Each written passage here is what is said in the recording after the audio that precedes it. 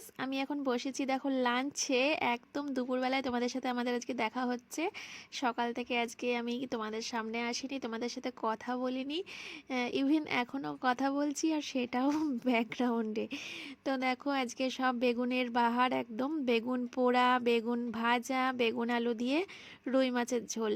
তো আজকে সব বেগুনের আইটেম, আর রয়েছে চিংড়ি মাছ চাল কুমড়ো দিয়ে মা দিয়ে গেছে।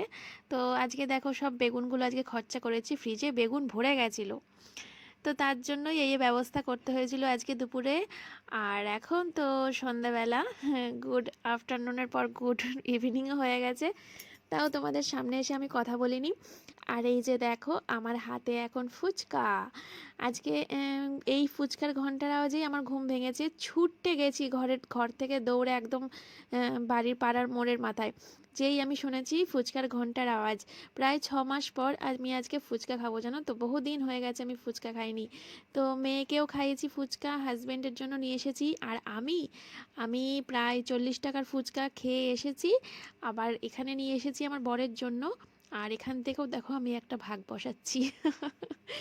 এখান থেকেও আমি একটা ভাগ বসিয়ে নিলাম। আর আমার বরটা এত ভালো মানুষ, ওকে দিয়েছি, ও আবার একখানা আমার জন্য রেখে দিয়েছিল খাওয়ার জন্য পরে। কারণ ও জানে যে আমার বউ ফুচকা খেতে এত ভালোবাসে, ও আমার থেকেও ভাগ মারছে আর একখানা। আর এই যে মেয়েকেও একটা দিয়ে দিলাম, ও তাকিয়েছিল। আর ওকেও খাইয়েছি ফুচকা, আমার সাথে বাইরে গিয়ে খেয়ে এসেছে। আর ঘরে এসে ওকেও একটা দিলাম।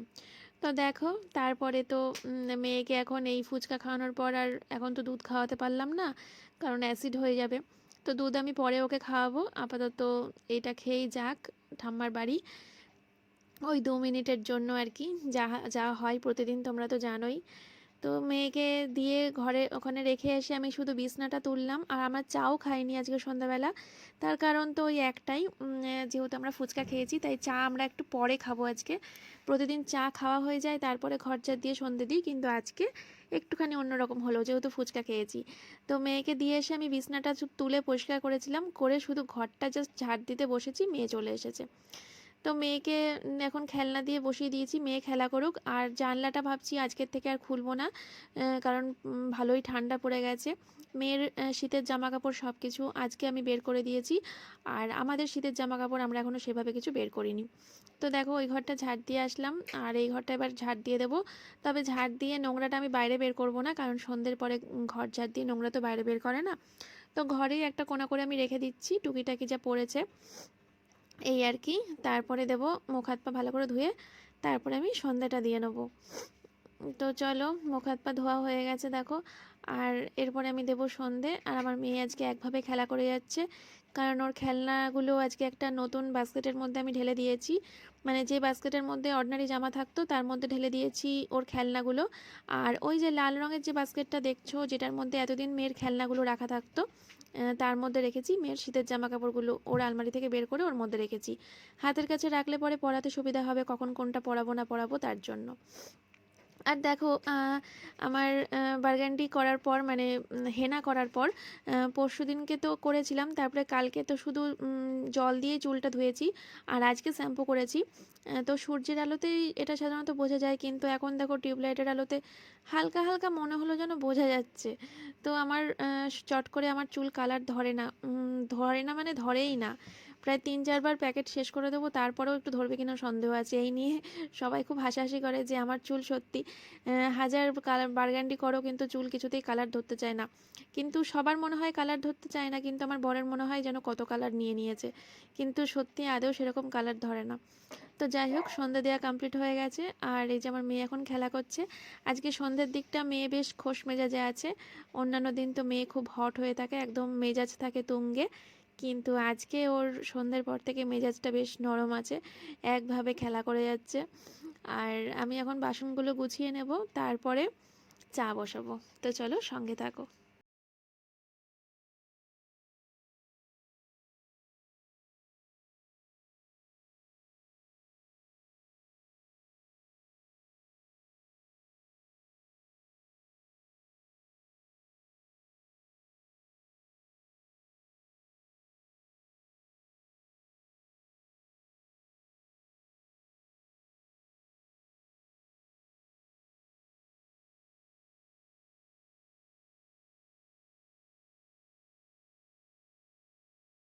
আমার একজন পরিবারের সদস্য, আমার পরিবারের সদস্য, তার নাম হলো জুই সাহা, আর তার মেয়ে জুথি মাল্য। তো আমাকে অনেক দিন ধরে তোমরা রিকোয়েস্ট করছো আমার ব্লগে তোমাদের নাম বলার জন্য। আসলে বিশ্বাস করো, হয়েছে কি বলো তো, আমাকে না অনেকেই এরকম রিকোয়েস্ট করে, অনেকেই মানে অনেকেই এই রিকোয়েস্ট করে যে আমার ব্লগে তাদের নাম নেবার জন্য। এবার আমি মনেই রাখতে পারি না যে আমি কার নাম নেব। আমি হাজারবার মনে রাখি যে হ্যাঁ হ্যাঁ হ্যাঁ এর নামটা কালকে নেব, হ্যাঁ এর নামটা কালকে নেব। বিশ্বাস করো আমি ভুলে যাই, যখন কথা বলি ব্লগ করি ভুলে যাই। তো আমি আজকে ভালোভাবে মনে রেখে দিয়েছি, জুই সাহার মেয়ে জুথি মাল্য। তো তুমি আমার মেয়ের বয়সী হবে, কারণ বয়সটাও আমি শুনে নিয়েছি তোমার মায়ের কাছে। তো খুব ভালো থাকো, হ্যাপি থাকো, মায়ের সব কথা শুনে চলো। মা বাবা যখন যা বলবে তখন তাই শুনবে। আমার মেয়ের মতো এত দুষ্টু হয়েও না, এইটুকুই বলবো। মন দিয়ে পড়াশোনা করো, সবসময় মায়ের কথা শুনে চলবে, এইটুকুই আমার তোমাকে বলার। অনেক বড় হও জীবনে, মানুষের মতো মানুষ হও। তো আমি এখন চা নিয়ে এসেছি, আর চা খাওয়া হয়ে গেছে আমার হাজব্যান্ডের। এখন মুড়ি, আর আজকে গতকালকের মতো সেই ভুলটা আর করিনি যে এক বাটিতে মুড়ি নিয়ে তিনজনা বসবো আর আমার মেয়ে মুড়ির বাটি নিয়ে ঝেড়ে মেরে দৌড় দেবে, যেটা গতকালকের ব্লগে তোমরা দেখতে পেয়েছিলে। তো আজকে মেয়েকে আলাদা থালাতে আমি মুড়ি দিয়েছি, ও ওর মতো চানাচুরগুলো বেছে বেছে আহ, দেখছে কোনটা চানাচুর কোনটা বাদাম। বাদাম দেখলে পরে ও খায় না, আমাদেরকে দিয়ে দেয়, আর চানাচুরগুলো বেছে বেছে খায়, আর মুড়িটা অবশ্য খায়। আর এই যে এই বাটিতে আমি আর আমার বর নিয়ে নিয়েছি, এখান থেকে আমরা একটু একটু খাচ্ছি। আজকে সত্যি বলতে মুড়ি খাওয়ার মতো মুড নেই, কারণ ফুচকাটা আমি একটু বেশিই খেয়ে ফেলেছি। তো তার জন্য না মুড়িটা খেতে আর ইচ্ছে করছে না। তো দেখো তারপরে রাত্রে আমাদের ডিনার কমপ্লিট হয়ে গেছে, একদম গ্যাস ট্যাস মুছে এঁঠো মুছে চলে এসেছি একদম বিছানা করতে। তো আমি আগে বিছানা টিছানা সব কমপ্লিট করে ঝেড়ে পুছে একদম বালিশ টালিশ নিয়ে রেডি করে তারপরে মেয়েকে আমি ওই বাড়িতে একটু রাখতে যাই। কারণ আমি যদি মেয়ের খাওয়া হয়ে গেলে সঙ্গে সঙ্গে ওই বাড়িতে রেখে আসি, তাহলে কি হয়, ও তো 2 মিনিট পরে চলে আসবে, 3 মিনিট বা 5 মিনিটই থাকুক বা 15 মিনিটই থাকুক চলে তো আসবে। আর ওই টাইমটুকু যদি আমি এখন ঘর টর গোছানোতে মানে সময়টা কাটিয়ে দিই, তাহলে আমার আর বিশ্রাম হয় না।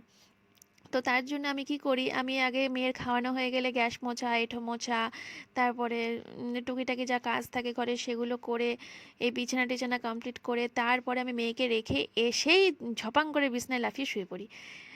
তো তার জন্য আমি একটু বিশ্রাম পাই, কারণ মেয়ে প্রায় বেশ কিছুক্ষণ ওই বাড়িতে থাকে, 10-15 মিনিট। তো ততক্ষণ আমি ফোনটা নিয়ে ভিডিও এডিটিং করতে পারি, যেটা আমি এখন করছি তোমাদের সাথে। এখন আমার মেয়ে ওই বাড়িতে গেছে, তাই ভিডিও এডিট করতে বসেছি রিল্যাক্সে একদম। দেখো আমার আশেপাশে কোনো আওয়াজ পাচ্ছ না তোমরা, দেখেছো? তো যাই হোক, মেয়ে দেখো খেলা করছে ওর বাবার সাথে। আজকে বললাম না মেয়ে প্রচণ্ড খোশ মেজাজে আছে, তো খেলা করছে দেখো। আর আজকে জানো তো কি হয়েছে, দুঃখের কথা কি আর বলবো।